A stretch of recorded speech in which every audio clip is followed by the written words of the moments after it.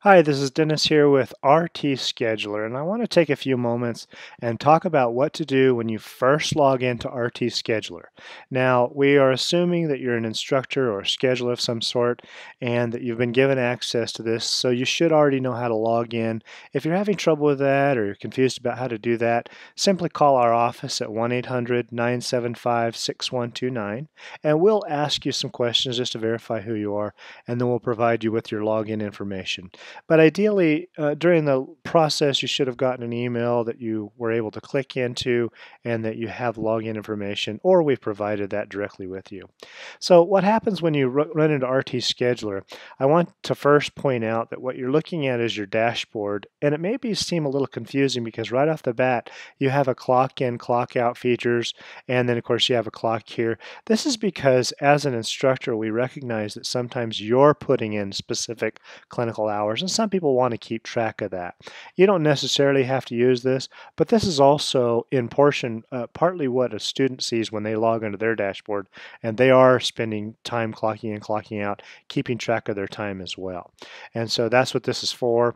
You're probably more interested in the RT scheduling point of view, so we want to talk about that. Well, before you can schedule students at specific clinical sites, the first thing you need to do is to be able to provide a few clinical sites and a few students so that you can begin doing that. And so this will be an initial process when you first get in here. Nothing's really going to happen for you until you've made a few clinical sites and you have entered a few students. I just want to show you though that there's already some clinical sites in this system.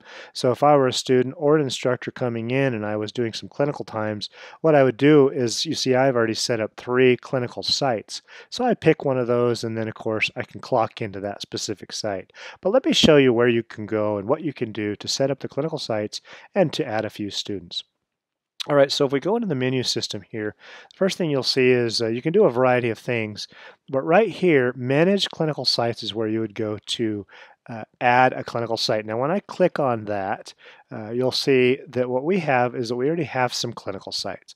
And so when you come here, you'll see nothing if you've never added a clinical site. And so to do that, you just simply click this button.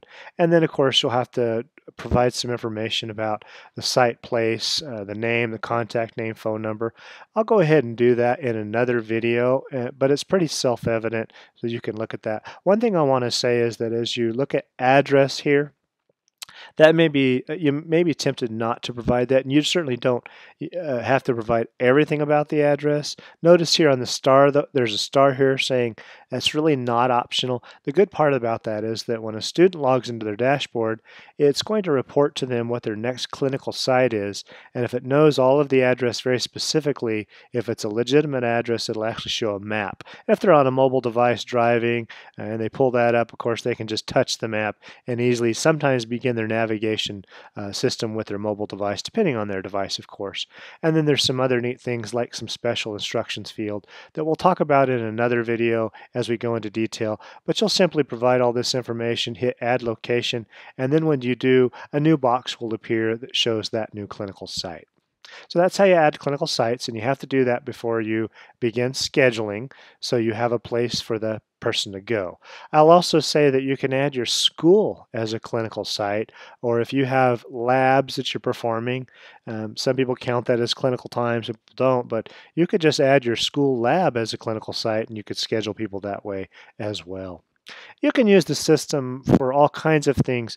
Even though there's clinical sites that are normally hospitals, you could also set up a place or a time where you're teaching CPR or some other course that is outside the normal regimen of your teaching structure, and so you could utilize it for that reason as well. Let me just go ahead and take you also over. If I need to add a student, I just come here to New Student. And here, again, we'll go through detail here in another video, but it's pretty self-evident. It takes you just through a couple of screens, asks you some basic information about the student. You can tag their color. Again, I'll talk about that in another video, but you'll need to add that information so the system can then send that student an email, and then they'll have to set up their own password, and then they'll be able to log into the system. Now, once you've added that, and let me just go back to the dashboard here, Once you've added that, rather let me take you actually to a scheduling system. Once you've added that, then you'll be able to schedule, because these little placards over here will start showing up for each student.